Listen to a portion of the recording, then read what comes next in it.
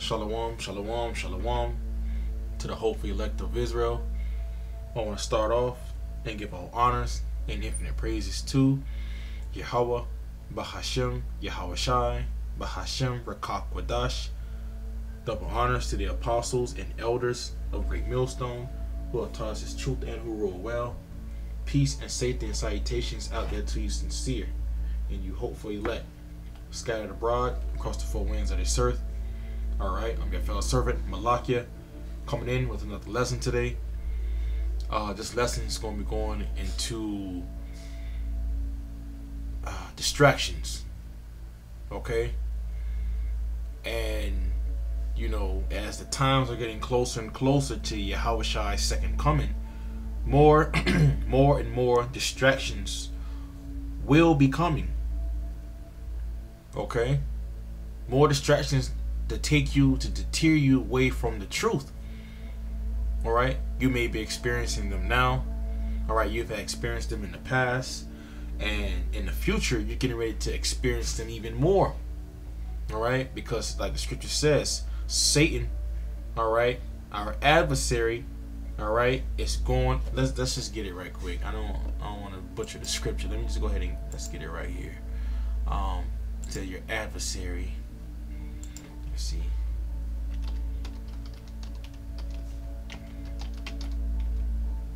Nah, let's just adversary. It should come up. Ah, damn.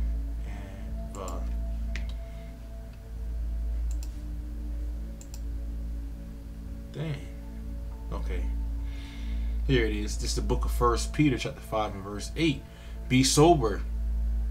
Be clear-minded. One focused, okay, tunnel vision. Be vigilant. Be occupied in the prophecies. All right, being more in the spirit. It says, because your adversary, the devil, as a roaring lion, walketh about seeking whom he may devour. Okay, Satan, all right, he's going around as a roaring lion, walking about, going throughout all the earth, seeking whom he may devour. All right. So this is why we got to be sober, be vigilant, especially in these times to come, and to avoid all these distractions. Okay. So, let me get this scripture right quick in the book of Luke, chapter 22, starting at verse 31. It says, and the Lord said, Simon, Simon, behold, Satan have desired to have you, that he may sift you as wheat. Okay? And when you're sifting something, what's that? Through a sheave or a sieve, all right? You're dumping, you know, the impurities, the different things, all right, out from the sieve, and it's falling down. All right, Satan is looking to sift you, all right, through that. Like you take flour, you put it in, you try to sift it. Okay, you're shaking it up. All right, so let's go ahead and get into that word sift, because this is what Satan is doing. All right, especially for those who are on the fence about this. All right, for those who ain't truly in the truth, not truly indulge, all right, in the spirit of YAHAWASHI. All right, Satan is going around looking to see who he's going to devour, who he's going to take out of the truth. All right, who is going to overthrow you. This is the word sift from G4617. The word Strong's G 4617, Siniazo. All right, so siniazo. It says to sift, to shake in a sieve. Right. It says figuratively, by inward agitation, to try one's faith to the verge of overthrow. You see, whether that be by the Lord bringing different distractions into your life, all right, to overthrow your faith. Car problems, money, financial problems, your woman, your kids, jobs, you know, etc. All these different things are an inward agitation, all right, towards you to have you while you're in that fire. It can also throw you out if you're not truly in the spirit and you're not truly built off, all right, in faith of YAHAWASHI. You will get to the point of agitation and you will fall out of the truth, all right, if you have these different things come, okay, into your life and you're not truly serious about this. If you're not praying, if you're not praying, you know, this is one way to get you out, all right, your one-way ticket out if you're not praying, all right. Speaking to myself first and foremost, all right. So it says, by inward agitation, to try one's faith to the verge of overthrow. You know, we've seen many people getting overthrown, all right, by the agitation, all right, of this truth, all right. You can be agitated so much to where you're not stable. That's what I mean. Okay, you got to be stable in this truth, because if you're not stable, then you're gonna be agitated to the point to where, hey man, you're like, I'm gonna go back into the world. It's too much for me. All right. So let's get this word distractions. As I mentioned, this is what the lesson is going to be going into. All right. So it's the word distraction. For the first point, it says a noun. It says a thing that prevents someone from giving full attention to something else. All right. A diversion, an interruption, a disturbance, an intrusion, an interference, obstruction, and a hindrance. See, all the things of what I named earlier could be things of to overthrow your faith. All right, that agitation. Okay, you like I was going into the car, your family, you know, the different things of this life, man. These things could take your full attention off of the truth if you give your mind over to these things. All right, it can be a hindrance, a diversion, interruption. All right, so it's the second point. It says a diversion or recreation. You've been into right there, entertainment. It says amusement. Too much overindulgence of things of the world. Let me get a little bit more. It says recreation, interest, hobbies, games, occupation, your jobs. What's this? Divertisement, leisure pursuit. Too much, overmuch leisure is a distraction, because now you've been in the flesh.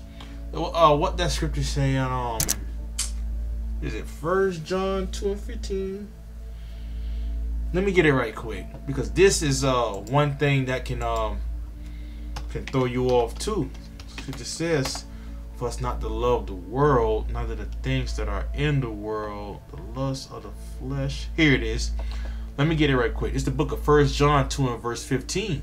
Love not the world, neither the things that are in the world, because these things comes with distractions. Okay? And if you be so much indulged into it, like the scripture says, no one is greater above the master. No one can serve the Most High and Mammon. You can't serve two different things. You have to serve one and leave the other. Okay? So you got to pick the truth or the world. It says, if any man love the world, the love of the Father is not in him. It says, for all that is in the world, the lust of the flesh, going into your leisure. Okay, it could be such as certain things such as lust of the flesh, overindulgence of different things, too much sex. All right, your mind is not truly occupied. All right, you're thinking about box all the time. You're not. All this could throw you off, because you're not balanced. Your job, your money. All these different things, all right, are a part of the lust of the flesh. Food. You got to be able to know to not overindulge too much in food. Okay? Overindulge in a bunch of bullshit. Because now your health is at risk.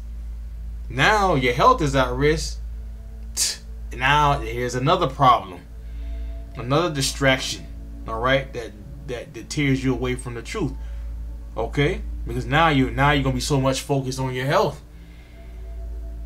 It gotta all be balanced. But it says, for all that is in the world, the lust of the flesh, and the lust of the eyes, and the pride of life. All these things are of the world. Oh, I gotta get this house. Oh, I gotta get this money. All lust of the eyes. You looking at this woman over here, this woman over here, this woman over. It's a never-ending story. It's a lot of beautiful women, but they're just not in their right mind right now. Lust of the eyes, man. And the pride of life. It says it's not of the Father, but is of the world. See, all these things are of the world, man. You got to leave these different things alone. Distractions. Because much more things that's getting ready to come, all right, it's coming down the pipeline. And we got to get rid of all the distractions. And I got another precept. Let me get that. We can get ready to close out. All right. So Second Timothy, I think it's 2 at the beginnings. Yep. Yeah, this is the book of 2 Timothy chapter 2, starting at verse 3 and verse 4. Though therefore endure hardness as a good soldier of YAHAWASHI HaMashiach. No man that warreth entangleth himself with the affairs of this life. Alright? Being single-minded. Alright? Keeping your eye focused on one thing, and that's this truth. Letting go of the things of this world. It says that he may please him who have chosen him to be a soldier.